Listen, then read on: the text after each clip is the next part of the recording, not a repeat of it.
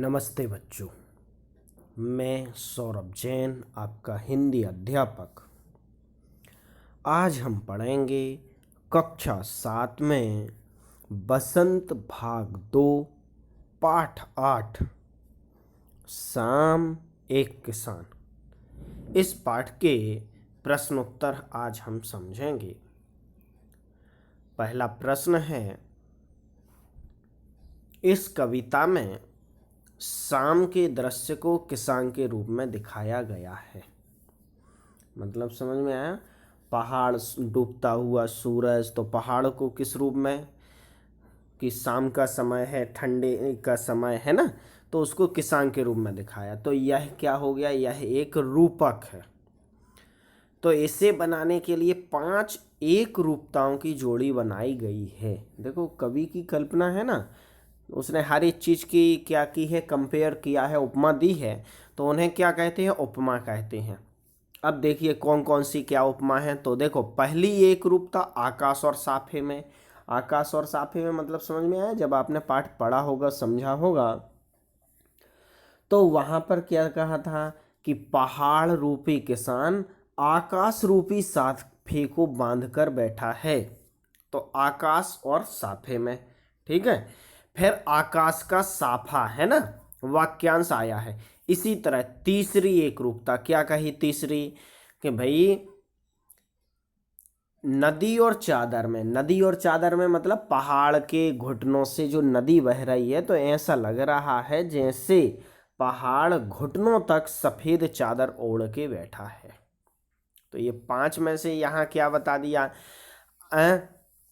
कि आपके लिए दूसरी, चौथी और 5वीं एक रूपताओं को खोजना है। 2 यहाँ बताए हैं, अब तीसरी, मतलब जो है 3 एक रूपताएं अपने को यहाँ बताना है। तो उत्तर है दूसरी एक रूपता चिलम सूरज सी। चिलम सूरज सी मतलब जो सूर्य है वह ऐसा लग रहा है कि पहाड़ रूपी किसान उस सूर्य रूपी चिलम को पी रहा है। चौथी, पलाश के जंगल की अंगीठी। कि पहाड़ के सामने क्या है? पलाश का जंगल है जिसमें लाल कलर के फूल हैं, तो ऐसा लग रहा है मानो वह है अंगीठी, जो अंगीठी मतलब सिगड़ी जल रही हो। और 5वीं एक रूपता क्या है कि अंधकार भेड़ों का गल्ला सा। भेड़ों का गल्ला, गल्ला क्या होता है? जानवरों के झुंड को, तो भेड़ों का झुंड। तो इस प्रकार से। अब अगला प्रश्न, इस कविता को चित्रित करने के लिए किन किन रंगों का प्रयोग करना होगा? तो देखिए, सीधी सी बात है, जो ड्राइंग करते हैं, पेंटिंग करते हैं, उन्हें मालूम होगा कि जब शाम के समय के दृश्य की बात है तो कौन कौन से, तो पीला, लाल, आसमानी, नीला, भूरा, सफ़ेद, नारंगी, हरा और काला, इन रंगों का प्रयोग हमें करना होगा। आगे, शाम के समय ये क्या करते हैं पता करके लगाइए। ये से मतलब नीचे कुछ नाम दिए जा रहे हैं, कौन क्या करता है ये हमें बताना है। तो पक्षी, खिलाड़ी, फल वाले, है ना। तो इसका उत्तर, पक्षी क्या करते हैं कि चहचहाते हुए, है ना। शाम के समय आपने देखा हो कि पक्षी जब पेड़ों पर वापस आते हैं तो कितनी ज़्यादा चहचहाहट होती है, करते हैं वह, तो वह वापस अपने घोंसलों में आ जाते हैं। खिलाड़ी खेल समाप्त करके क्या करते हैं? विश्राम करते हैं। फल वाले कि भाई वे अपने फल को जल्दी जल्दी बेचकर घर जाने की तैयारी करते हैं। माँ कि घर के सभी कामों को निपटाकर परिवार के सदस्यों के साथ समय व्यतीत करना चाहती हैं। पेड़ पौधे, दिन भर झूमते पेड़ पौधे शाम के समय सीधे खड़े हो जाते हैं और ऐसा लगता है जैसे वह विश्राम कर रहे हों, आराम कर रहे हों, है ना। पिताजी दफ्तर या दुकान से घर आते हैं व बच्चों के साथ समय बिताते हैं। किसान खेतों के काम को समाप्त कर घर की ओर आता है। बच्चे माता पिता के साथ समय व्यतीत करते हैं और मनोरंजन करते हैं, टीवी इत्यादि देखते हैं या कोई गेम खेलते हैं। अगला प्रश्न, हिंदी के एक प्रसिद्ध कवि हुए हैं सुमित्रा नंदन पंत जी। तो उन्होंने संध्या का वर्णन किया है क्या? संध्या का झुटपुट, बांसों का झुरमुट, है चहक रही चिड़िया, टी वी टी टुट टुट। तो इस कविता में सर्वेश्वर दयाल जी की कविता, दोनों में आपको क्या अंतर लगा है? मतलब एक तो सुमित्रानंदन पंत जी की कविता और दूसरी शाम एक किसान, दोनों कविता में क्या अंतर लगा है? तो देखो, शाम के समय बांसों के झुरमुट में चिड़ियों की गतिविधियों का वर्णन किया है। बांसों का झुरमुट मतलब बांसों का पेड़, बांस का जो पेड़ होता है उसमें, है ना। तो चिड़ियां चहचहाहट करती हैं।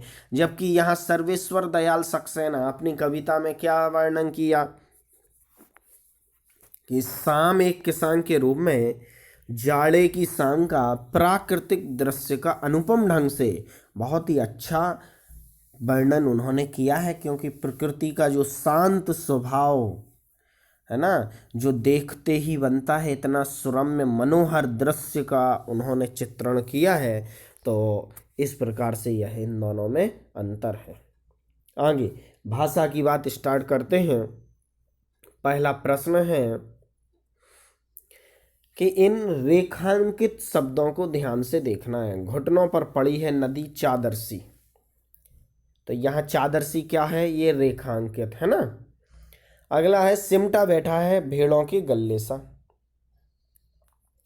पानी का पर्दा सा, है ना। और चौथा वाक्य मरियल सा कुत्ता, है ना। अगला छोटा सा, फिर नन्ही सी, है ना। तो इन पंक्तियों में सा सी का प्रयोग व्याकरण की दृष्टि से कैसे शब्दों के साथ हो रहा है? तो देखो, ये जो सा और सी का प्रयोग किया गया ना, वह व्याकरण की दृष्टि से संज्ञा और विशेषण शब्दों के साथ हो रहा है। संज्ञा या विशेषण मतलब जैसे चादर, गल्ला, छोटी, है ना। छोटी ये विशेषण है, नन्ही यह भी विशेषण है। बाकी चादर, गल्ला ये क्या है? संज्ञा है ना। तो इन संज्ञा और विशेषण शब्दों के साथ सा और सी का प्रयोग हुआ है। दूसरा प्रश्न,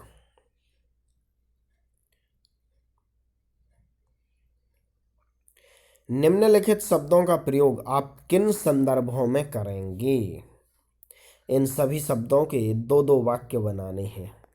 तो आंधी, शाम होते ही जोर से आंधी चलने लगी। वह आंधी की तरह कमरे में आया और जोर जोर से चिल्लाने लगा। दहक, अंगीठी में आग दहक रही थी। सोमदेव गुस्से से दहक रहा था। सिमटा, बच्चा मां की गोद में सिमटा बैठा था। सूर्य के छिपते ही कमल के फूल सिमटकर बंद होने लगे। अब कुछ अतिरिक्त प्रश्न। शाम एक किसान, इस कविता के रचयिता का नाम बताना है, तो वह सर्वेश्वर दयाल सक्सेना। दूसरा प्रश्न, पहाड़ को किन रूपों में दर्शाया गया है? यहां सुधार लेना, किस रूप में, है ना। क्या? पहाड़ को किस रूप में दर्शाया गया है? तो किसान के रूप में। चिलम के रूप में किसका चित्रण किया गया है? तो चिलम के रूप में सूर्य का चित्रण, है ना। पहाड़ के चरणों में बहती नदी किस रूप में दिखाई देती है? तो चादर के रूप में। ऐसा लगता है जैसे वह चादर ओढ़ के बैठा है। कौन सी अंगीठी दहक रही है? तो पलाश के जंगल की, है ना। चिलम औंधी होना किसका प्रतीक है ना। तो सूर्य के डूबने का। भेड़ों के झुंड सा अंधकार कहाँ बैठा है? तो पूरब दिशा में, है ना। अंधकार की बात आई थी कविता में। सूरज डूबते ही क्या हुआ? चारों ओर अंधकार हो गया।